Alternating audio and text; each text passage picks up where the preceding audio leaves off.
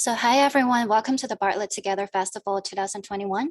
Today you have joined the section, The Greatest Happiness, Digital Commons, and Decolonial Urbanism. I'm your chair of the day, my name is Provides. I'm currently teaching at the Bartlett School of Architecture, UCL. So this session will be recorded and added to the faculty YouTube channel, Bartlett Together website, and forwarded to the registered attendees. We encourage you to submit a question for the speakers at any point during this roundtable seminar by clicking on the Q&A function on the bottom of the screen. You can submit your own question or upvote others. We will hear the presentation for the first half of the section and begin the Q&A in the second half before ending at 11:30. So before we start, let me introduce our speakers, Nai and Alberto.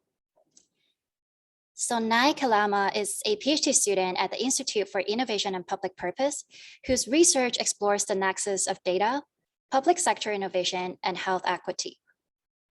Nai also serves as a co-instructor at the Global Health Delivery and Social Medicine course at Harvard Medical School, which applies social science and humanities research to advance equity in healthcare policies and delivery.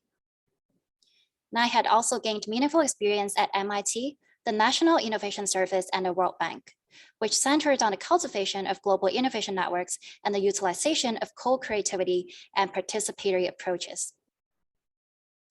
As for Alberto Fernandez Gasiles, he's an architect, academic, and researcher at the University of Chile, PhD candidate and digital design tutor at UCL. He's also a Rebirth Chartered Architect and currently serves as an advisory board member of the Bartlett Perspectives Journal. His career has been developed between academia and professional practice, applying BIM, generative design, and digital fabrication at different scales, bridging local perspective with global issues through the investigation of form. His work has been published and recognized internationally by Archiprize International, Sunbrella Future of Shade, UIA, La Biennale di Venezia, amongst many others. So it is an honor to be amongst such great talents. And without further delay, let us start the roundtable. So each guest will first share the vision as a picha kucha before entering into the discussion. So Nai, the stage is yours. Thank you, Provides. Really happy to be here today. And let me try and share my screen. Cool. Let's see. Okay. Hopefully you all can see my screen. Yes, looking great. Perfect. Yep.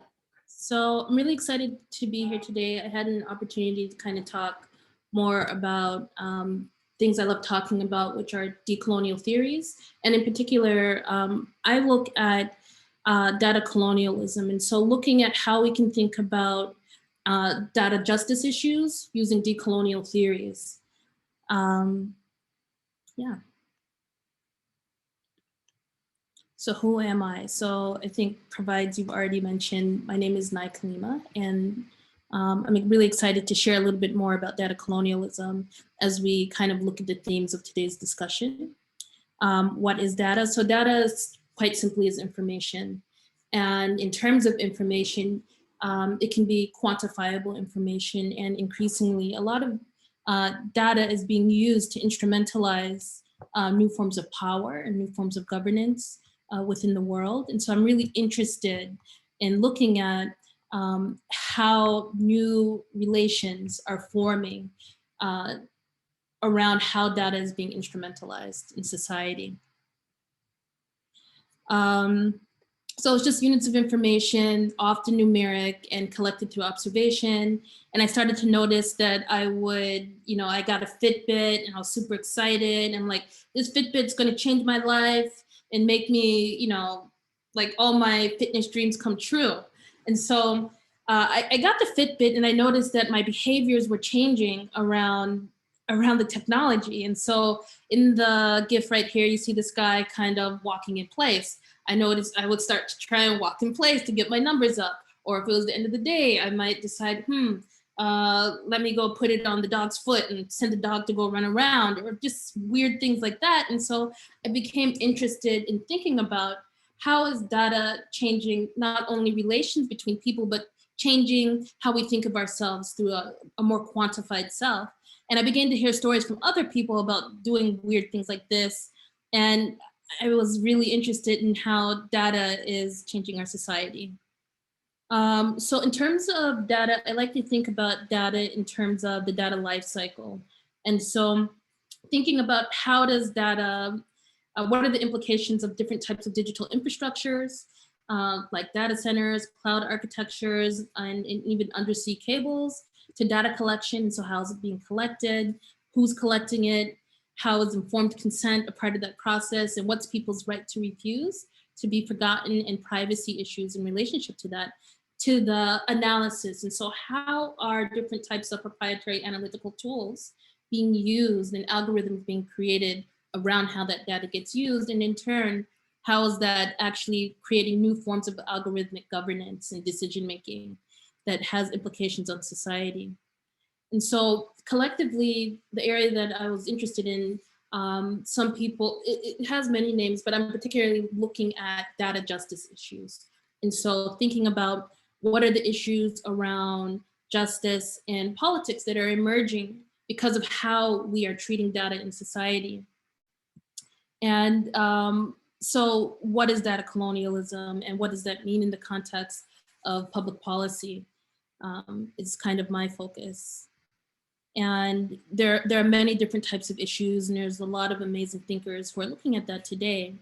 But in particular, I use the framing of data colonialism. And so thinking about what are the geopolitical dimensions and what are the colonial dimensions around how data is being used, both within and amongst countries. And so really that kind of built off of, I became really interested in Jeremy and Sam Bentham's concept of the panopticon. And then a lot of people have used the concept of the panopticon to explore other concepts around the digital panopticon.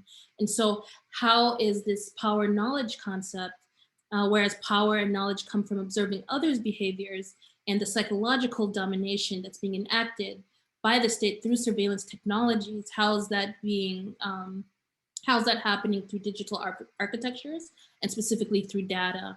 And so I don't have that much time. This is my first Pechakucha, so I hope I'm doing it correct. I don't know, but basically, I think Cambridge Analytica is where the term, the connection between digital colonialism, so between how countries are using digital infrastructures and data to dominate other countries, kind of came into prominence around the Cambridge Analytica trial around 2016.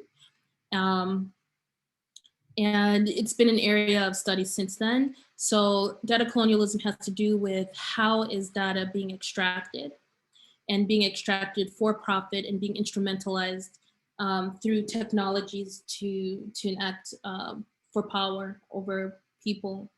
And just like historical colonialism was looking at the extraction of resources to enclosure, capture, and exploitation of human life for capitalist gain, what is now happening is data is being used to help facilitate that. So data colonialism is very much viewed as a continuity of historical colonialism. And it's some argue that data colonialism should not be viewed as violent because we are choosing to use these technologies.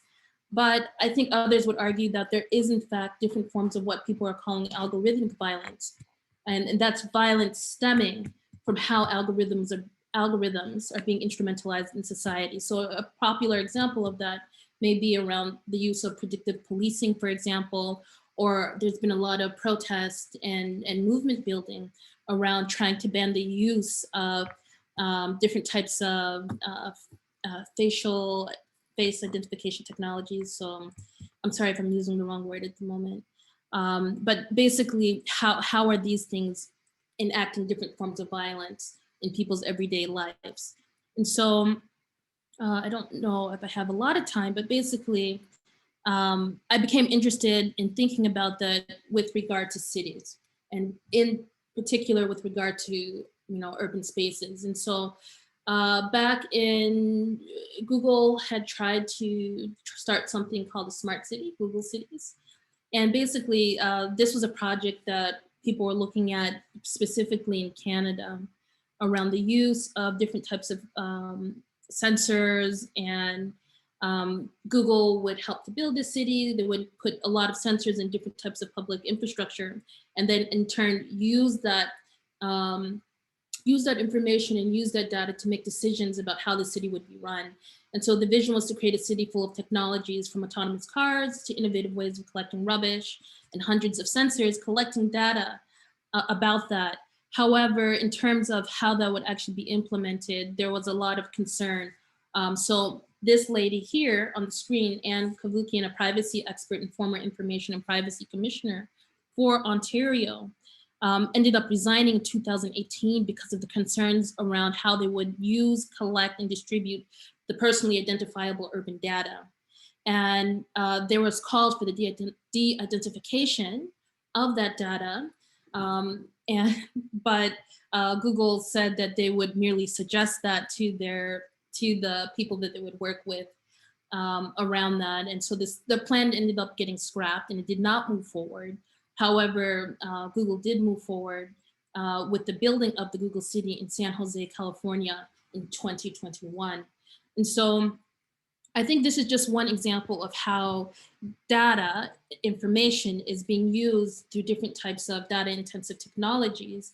And what's happening is basically this is in turn leading to governance by algorithm, but not necessarily with the mandate of the people, since a lot of these algorithms are proprietary. There's a lot of information about how they're being used, which people are not privy to.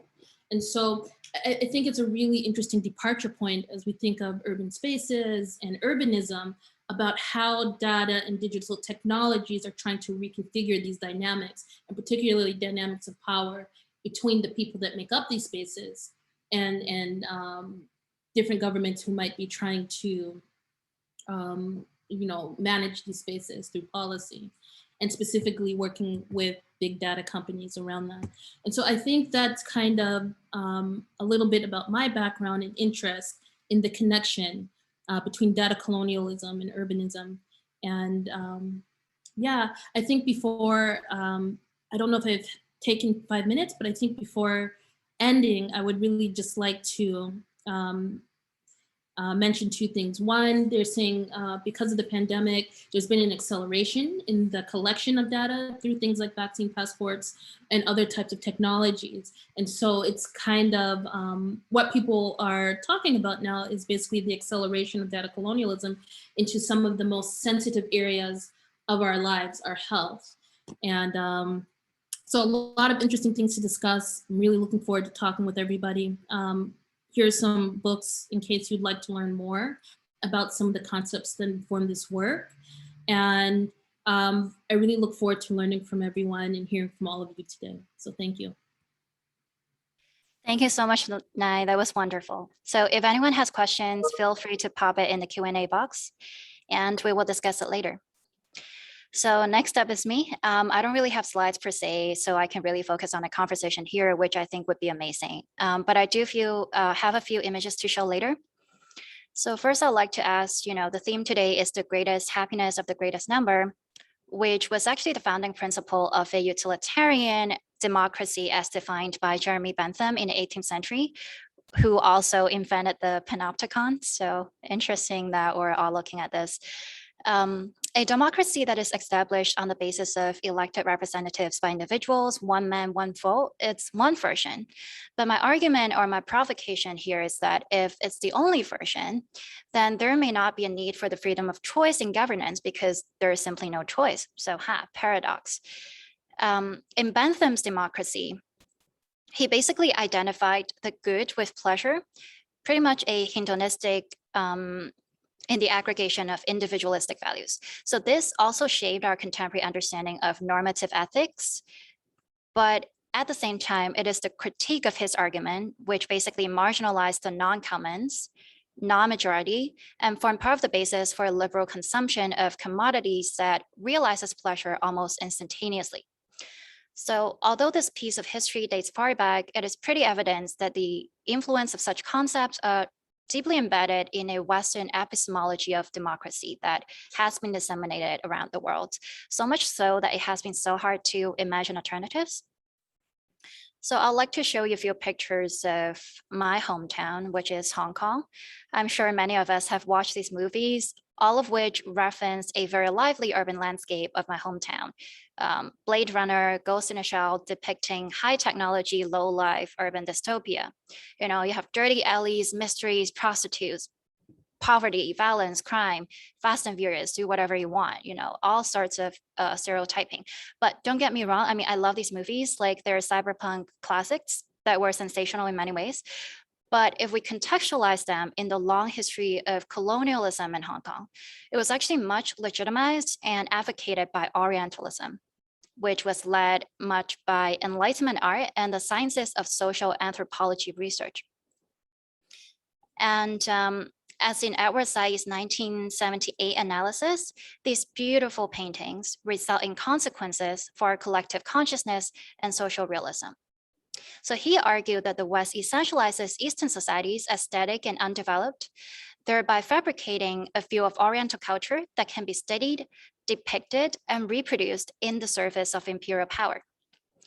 Implicit in this fabrication is the idea that Western society is developed, rational, flexible, and superior, and that there are almost no alternatives to civilized organizations beyond a Western epistemology. So it is exactly with these depictions of other cultures that the imperial power was able to colonize in the name of supremacy. And this is the power of the image. So if there is any use in studying history, it is to be able to mirror the past and help us in understanding where we are today, that we're not repeating our footsteps and misinterpreting ourselves as a collective. And if we really think about it, the world today is still haunted by a rigorously rigid and singular ontology towards how power relations should work in every society. This has pretty much stimulated my reflection on whether or not we can imagine alternative forms of democratic practices, forms that are subject to our local urban landscape beyond the characterization of the ontology of direct and representative democracy. Thus, I've looked into the Chinese tradition of Taoist thinking. I hope you can see this. So yeah, Tao is a 2000 years old Chinese thinking, a system science that observes the hidden rules, paths, or ways of the universe. Its relationship with everything that existed and the delicacy of coexistence operating within universal rules. So if you look at this, this is basically an etymology of the word Tao, which was used on oracle bones from the 17th century BC. It was first written as a man in the middle of the cross path. And then it was transformed into a mind at a cross path, walking and stopping. Its connotation is to think and walk one moment and stop the next. So at the time, some would replace walk with pull, meaning to lead and be led by the way. Now, my takeaway from this piece of history is that Tao focuses on self-cultivation, a freedom that is based on culture and its everyday practice as consensus. Li Jiao basically means logics and thinking about the larger system or the environment that an individual is in. Now, just to quickly conclude, to orient this in today's data-infused landscape, one way to think about this is the use of big data in studying models of cosmology, which basically prompts a rethinking on how we see AI, artificial intelligence, and other algorithmic tools that are not so much a piece of static machinery, but sets of distributed learning networks that are inductively trained on evidence-based data. A collaborative intelligence informing a statistical boundary of democratic practices from our localized tacit knowledge. This may also illustrate a means by which we may escape the personal condition of data for the establishment of a commonwealth by helping us in constituting models of self-understanding as a cosmo or a cosmopolitan of not just our own social biological organizations, but also that of nature and machines towards homeostasis. So this is where I'll leave you, and thank you so much. Alberto, the stage is yours. Thank you very much. I'm just dealing with my internet connection as usual. Okay. Yeah. I'm going to share my screen now. On this desktop, yeah. So, trying to find the presentation. Yeah, perfect. Cool. let's see. Well, in my case, I want to talk about this concept of digital decolonization from a South-South perspective, because I'm from Chile, I'm from South America, and now I'm here in London, but this is something really interesting that I want to put as a provocation now. Well, firstly, I want to introduce this idea of obscurantism before the printer times, because this is an idea that in a way is influencing our society till now, because who controls the knowledge is the one who controls everything in our society, which means in a way, okay, let's try to put a dongle or something like that over the knowledge. So this started, for instance, well, with this idea about information and control, a history of innovation and social. Alberto, I'm so sorry to interrupt, but we can't see your screen fully. It's on slightly to the left. And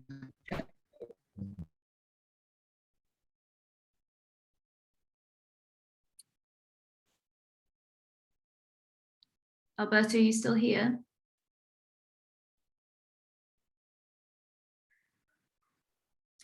Yeah, I think he might be having an internet issue. If we give him some time, he might be back. Well, physical and digital literacy. Hi. Hi. Cool. Yes, now we see you. Yes, yes. I had a problem with Wi-Fi. So Yes. my last slide was informational control or obscurantism. Okay. So can you see my screen now? Yeah. Yeah. Yeah. Perfect. So, well, in that sense, about information and control, I want to introduce a brief history of innovation and social changes and challenges through history based on who controls the knowledge. So, firstly, we need to understand that knowledge firstly was transmitted by voice only. You know, if you face to face, peer to peer, or nothing more. But then we started with writing, and so we started with trying to transfer this information from person to person, but using a code. In this case, a written language, and that was a nice, a huge step for our civilization. But then. This sounds quite obvious now, but it's super interesting for the argument. Then the paper. So we started to use a physical support of the paper, from roll to sheets and books later. So the knowledge was stored and classified with exclusive access to few key persons in the society, because at that time. Knowledge was just a kind of privilege. So then, later, in the someone Gutenberg introduced the printing process in a kind of industrial way. So this was the beginning of the age of revolutions. So the printing press and the mass of production of text spread the knowledge in different ways, but in books mainly. But from let's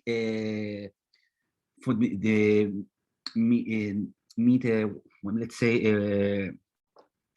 1450, starting 1460, and since that day, for instance, in less than 100 years, we jump just in Europe from around 1,000 of books to more than 9 million. So that is the scale of the difference that we face at that time.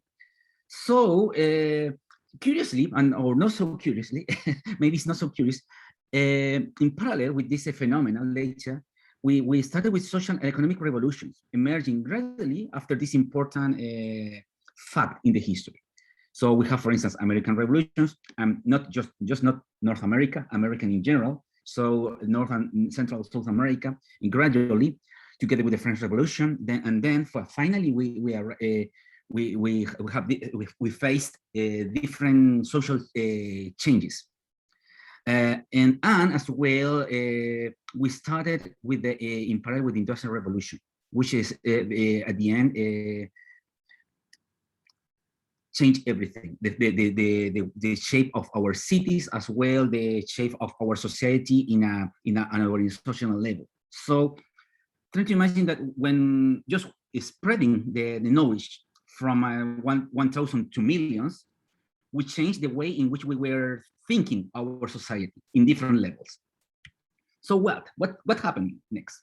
So in 1936, well, if you know a little bit, Alan Turing introduced the theories and concepts of computation and algorithms, and this was the beginning of the digital revolution, because he created the foundations of the modern computing process that we are using till now.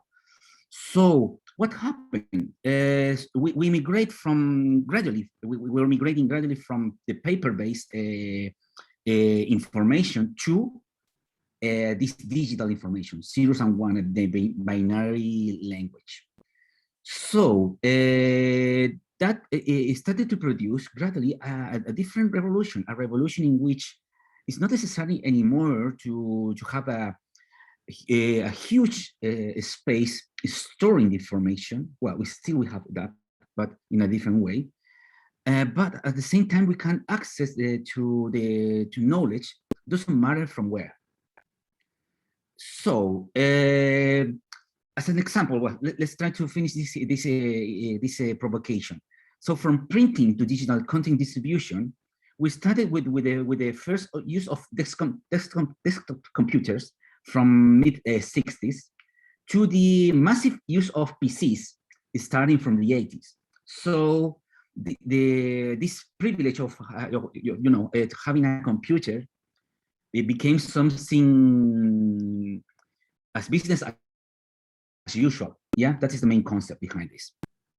And then later, and finally, the mobile phones from early 90s to smartphones, which was introduced firstly in 2007 with the first iPhone.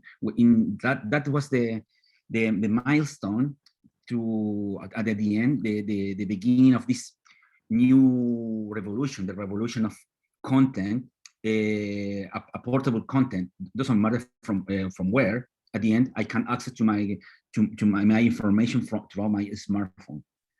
So what's now?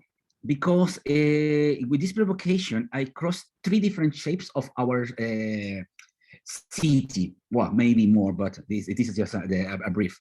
From this medieval or this urban shape, quite compact and being protected by walls. So trying to protect this knowledge, yeah, trying to keep that idea, that society creating this shape as urban private and public space. Then we have we face this idea of the industrial city. The industrial city as a machine that is producing everything. We were living in a machine of production, of mass production, and that was the image of our cities in this industrial revolution. And now, in theory, we are facing this other city, these mega cities, with millions of inhabitants there, growing in an horizontal and in a vertical way without control between commas. But this is the city that we are facing now, or maybe it's something more. Because what is our reality now? Because this is the last provocation. Now maybe we are jumping from our mobile devices to something more. So I'm here. I'm adding in this presentation this concept of VR, AR, and mixed reality. So in one hand, we have the isolated experience, living in a completely virtualized environment, completely unreal in theory, but inside we are interacting with information as well, with people coming from different parts of the world. As well, we have the augmented reality or augmented experience in which we are getting information from our city. And the mixed reality is the interaction with this information in our real environment. So it's now this environmental information is in a physical and a virtual mode. It's a kind of 100 plus 100% of reality. It's something as a plethora of data coming from both sides, to our heads, to our eyes, to our ears, to our feelings, to our creating different sensations, different levels of experience in our day life. So trying to end this in, I'm not sure, I think I'm okay with the 5 minutes. We have this, for instance, just this our cell phone, okay, our mobile phone, getting information from the environment, but at the same time, we have this other thing, which is almost my last slide. New revolutions are coming thanks to this way of communications. As an example, this one coming from my country, which is the new constitution revolution, which started in 2019, at the end of that year. It was organized just by using social media. So this communication, this quite decentralized communication of using cell phones, using different ways of messaging, voice messaging, etc. And then we are well, in that way, this revolution is a different phase of the same thing. Is this a revolution that is trying to create freedom or freedom? We don't know, because we are jumping again to a different level of society in which at the end we are dealing not just with the other in a vertical way. We are working in a quite horizontal way now among us, instead of just interacting with someone ruling our society from top down. This is a more bottom-up way of organization now. Thank you very much. Thank you so much. That was brilliant to actually know a bit of the Chilean context. Well, cool. So now we will have 20 minutes for the roundtable, and then we'll keep taking questions as provocations. Maybe we can also just start with a question that Hao Ran was asking. Can data colonialism be understood simply as the application of data from one region to another? Mm-hmm. So I feel like this is quite an important issue within all of our discussions, that we're three person with very different ethnicity, background, and also we're coming together to talk about how data can be transferred from one region to another. So I feel like this question is pretty much on point. Nai first? Nai? Nai, Yeah. Yeah, I'm happy to jump in. So this is a really interesting question, I guess. Is it just about the transferring data from one region to another? That's a part of it, but that's not all of it. And so, for instance, data colonialism, it's about the extraction of data that's in turn being used to make different types of, or to operationalize different types of technologies that are in fact having governance over people's lives. And so in some cases, it could be thought of as, maybe in the case of like Facebook, they had a project, the Free Basics program, where they're providing a lot of internet access, particularly for people in areas where internet is very expensive. And they were looking at doing a project where they would build, what is it called? Internet tube, semiconductor tube, basically all around the continent of the African continent. But in turn, what happens is the way that this data gets used. And so in some cases, that data might be get used so that Facebook can have some sort of market dominance in these places, or political influence down the line, which we have seen in some other cases around the 2016 US election, and even the elections that went on in Kenya.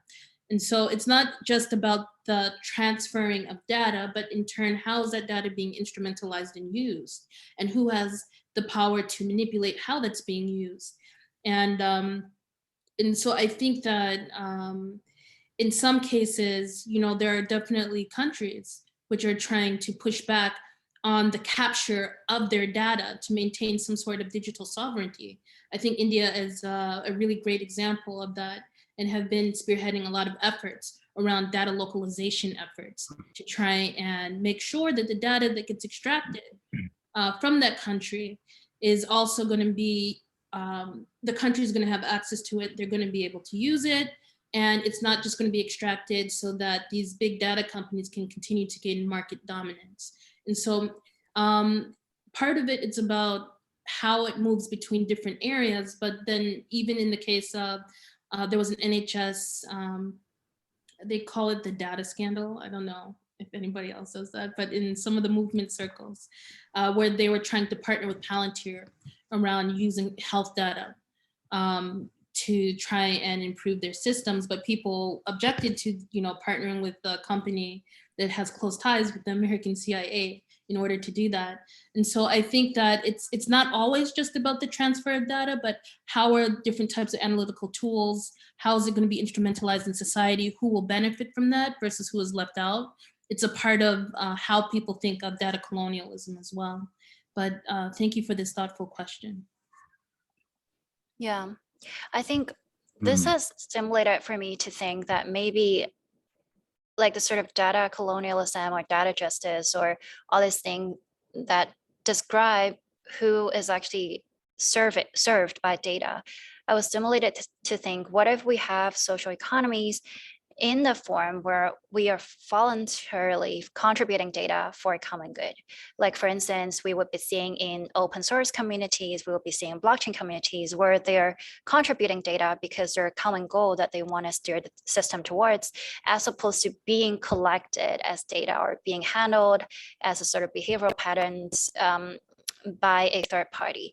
So I was stimulated to think this might also be a way we can have a collaborative intelligence where we're not focused on the tacit knowledge in our behavior, but the tacit knowledge that we're willing to share or we actually make the effort to describe.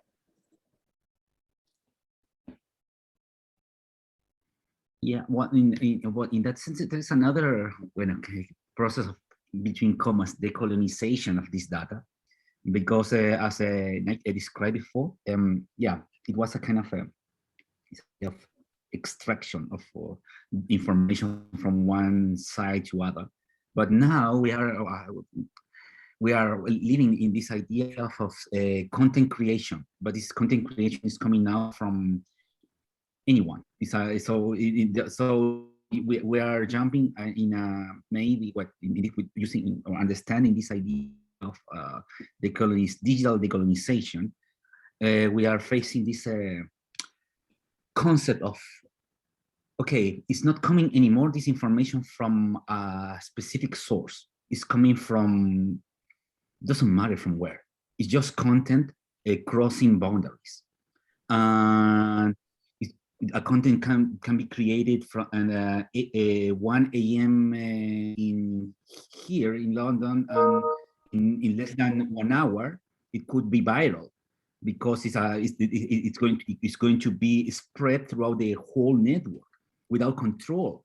So in that sense, now yeah, it's a kind of illusion of horizontality, but we are using platforms that are being controlled by someone, which is really, really important. We can't share whatever we want. We are sharing, or we are creating content according to few regulations. So which kind of freedom we are now? Question. Because just as an example, thinking about these social revolutions, the one we were living in Chile. Okay, this started in a kind of self-organized way of revolution, yeah. But at the end, it was now something self-organized, or it was a kind of it was following a kind of a script spread throughout this horizontal organization. And now we are understanding that at the end, it wasn't so free. so self-organized. It was a kind of self-organized way of create a new revolution. So we need to understand that, okay, maybe it's true what we are living, or maybe it's not so true. It's real or not so real.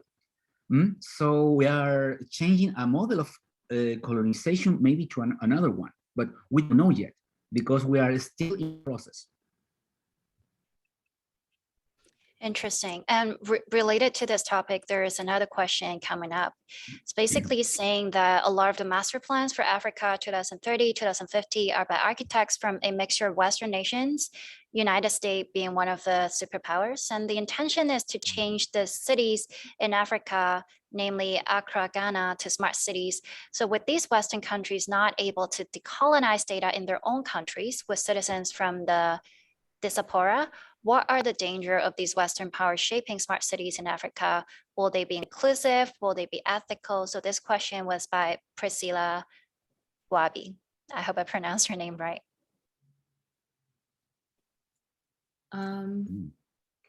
This is a fantastic question because this is what I know, it's so difficult. It's like we need to open a research project for this. I mean, yeah, it's totally it. And I'm American, but I'm also Ugandan. That's where my family is from. And so, yeah, I think that in terms of will it be inclusive, will it be ethical? I think that that's going to have a lot to do with the ability of countries to negotiate that. And it's not easy. And so, like, for instance, there's been a lot of controversy with what's happening with the WTO right now, where they want to liberalize a lot of the digital economies of places like Ghana, other countries in the global south. Many countries in Africa would be affected, but basically not countries becoming less equipped to try and protect how their data is used, who uses it, who gets to move it where. And I think that part of, movements and a lot of policymakers in these places are thinking about, how can we maintain our digital sovereignty, not only because it has to do with, how data is being used to produce wealth and these types of things, but also because of trying to maintain political sovereignty and these types of things. And so in terms of what's happening in Ghana, I would sincerely hope so, but I think that it's gonna need to involve a movement. So countries coming together and using their collective power to try and maintain control and agency over how their data is used, and in fact, how it in turn is instrumentalized in affecting their lives. But I think that I think I can be a little bit critical of the idea of the smart city, because smart for whom and towards what ends, I think is part of the question. And I think it needs to involve, as I think provides, as you pointed out, how do you engage people around that? How do people, build movements around maintaining agency and control over how this data is used and instrumentalized in their societies? And so, Priscilla, I love your question, and I don't have an answer, but it's definitely on my mind and the minds of a lot of other people looking at this issue. Yeah, maybe just adding on to that, I think one of the perhaps aesthetic or utopian ideologies, democracy is not what we're looking for here, but the consistent process of democratization. So it's not to have this idea where, okay, if we do this today, we're perfectly democratic, but more like, how do we ensure that we're opening up to our generations? Like, we're not stopping the work and effort. So in that sense, it's also about democratization of knowledge. Like Foucault would always say, if you have knowledge to digital literacy or whatever, you have the power. I mean, there are critique towards that viewpoint, but I think especially in the context of smart cities, like, what is smart? Are people even thinking about, is it just because we're aggregating data that means we're smart? I mean, from an engineering perspective, being smart is basically you have a network of sensing, actuating, and control components. And I think that is pretty, I mean, you can see Alberto was having a very bad digital infrastructure and then he can't get a good Wi-Fi. So I think that's also part of the digital literacy concern within smart cities, is that are the infrastructure building up local social economic capacities? Are people actually getting the stuff that they need, both knowledge and the physical infrastructure, to actually participate in the smart cities discussion? And what is even smart cities for, and how can we localize it to a particular urban problem? Because now we're just taking it as a standard model, and then we're like, every city should be the same. Everyone should be able to like do A and B and like vote and blah and have their data monitored. But why can't we imagine alternatives? I think if we can imagine alternatives, it really signals that there is a problem in stuff being infused in our collective mind. So, yeah. Yeah, well, you touch a point that is as well is part of this idea of this virtual and real life, or this real city and the virtual city. My example would be my horrible internet connection, because this is I'm in London. I'm in theory. I'm in the first in a super well developed city, but I still don't have access to optic fiber internet. So I'm still using the line with all these issues happening day by day. So okay, we are talking about this horizontal way of access to the information. Doesn't matter from where, but at the end it matters. It's not the same if we are in a quite well developed city, or if we are isolated in the middle of the desert. It's not the same. So now what's going on is something like, okay, well, we can access to the information, but at the same time we must change the way in which we are living day by day. Just for instance, today I modified my whole schedule, trying to be connected with this festival, and that is happening with me, but maybe it's with you or with all the participants now in this festival. We are changing our behaviors, trying to reach the information, which is really interesting. We are not living anymore a linear life. We are living in a kind of rhizomatic way of understanding our day by day. So we are jumping from one point to the other, trying to get or trying to reach the best hotspot for our connectivity. It's something completely different. So our city must change, I think. It's not going to be anymore this hyper horizontal or hyper vertical urban fabric. It's going to be something more. We don't know yet. Probably our cities are going to face maybe for the 5G connectivity a different way of construction in the future. We don't know, because the frequency must face or must cross different materials trying to reach us. So maybe we might, in the future, we are going to change the regulations for construction, just because we must have the better connectivity.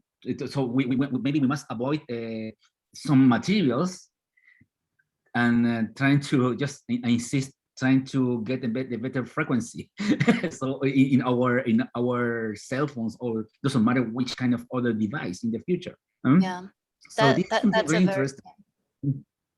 That's a very interesting point about mobilization and 5G. I mean, technically, the advancement of 5G was basically you're using wavelengths that are much shorter, so more closer to like a microwave wavelength. And for that case, you can actually have a internet hub right at your house. So what it's basically doing on a social economic layer is that you can further frictionalize the digital infrastructure so that everyone can own their server in a house. I mean, that goes pretty well with like the blockchain distributed mindset, right?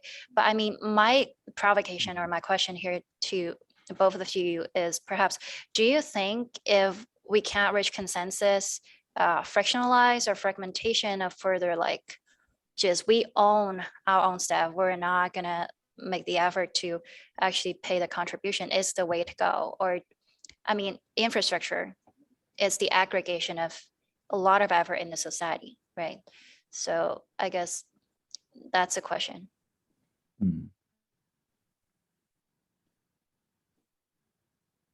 It's a tough question. Maybe we can also merge that with one of the question by Goksu, because he was basically talking about civil disobedience. So I think it's pretty much connected.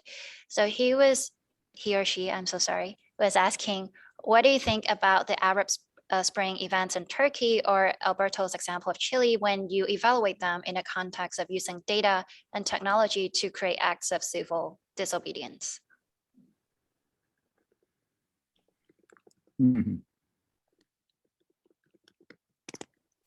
I think maybe it's like this dichotomy. If we don't like what society or the government has enforced on us, do we just go into uprise, or do we just all own our infrastructure and like be cut off from it kind of situation? Well, this is something really interesting from the Chilean perspective, for instance, as we are a neoliberal experiment coming directly from the States from the 70s and being established at the beginning of the 80s. We were living in a kind of illusion of happiness. So that illusion at the end worked really well till the moment in which we were more connected with the world. And then we realized, oh, our happiness is not a real happiness. It's a kind of a Truman Show experience in a 70 million inhabitants country. So at that moment, this democratic access of knowledge or the data became a tool for revolutions. And then we started to be more disobedient instead of just following the rules coming from top down. So really interesting how at the end data became this data without control became a tool for freedom, because at the end we were not living freedom, just an illusion. Yeah, maybe just picking up on that, I think it was brilliant that Alberto was trying to problematize what actually is freedom. There's always this conception over, obedience and disobedience are like antagonistic to each other. But for instance, in a very traditional Chinese thinking in the Tao, one of the greatest thinker, Lao Ji, would basically say that men are born soft and supple, dead are they stiff and hard. Plants are born tender and pliant, dead are they brittle and dry. It's basically learning from our own social biology. Like if you look at our bodies, we can hug people because we're soft. I mean, we're soft doesn't mean that we don't have a structural integrity. We have bones, but we do cover the outside with like flesh. So then we're sort of like, let's say we're compromising part of our integrity, but we're forming a common integrity together when we're hugging. So that can be taken as a sort of commonwealth, like a consensus through being soft or obey certain social contracts. So I think that might be another way to think about it. But of course, it's subject to context and cases and the urgency of the crisis that's actually at hand. So.